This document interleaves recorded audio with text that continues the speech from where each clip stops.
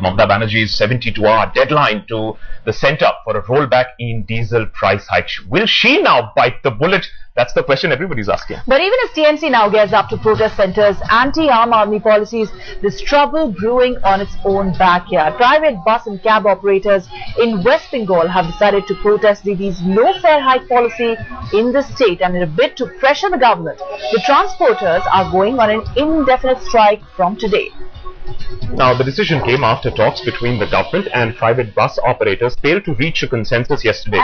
Facing the prospect of monumental losses after the recent diesel price hike, unhappy transporters have pulled around 25,000 buses off the roads today, with 6,000 buses not plying in Kolkata itself. Well, earlier, State Transport Minister Madan Mitra had urged the transporters not to call a strike, asking them to wait for 2 more days and promising an increase in the subsidy provided by the state to transport corporations. But even as the deadlock continues, ironically, it's a common man whose cause Mamata Didi seemed to be championing or claimed to be championing, who's left to suffer the consequences of the standoff. Alright, so that's of course the irony of the situation. Even as the central government is trying to reduce subsidies, the West Bengal government is carrying on with the legacy of the left, promising more subsidies really to the transporters at this point of time. Manogya now joins us for more on this story. Manogya, I'm looking at a rather deserted Howrah bridge at this point of time. I know it's early in the morning. Just take us through exactly what is in store today for the commuters.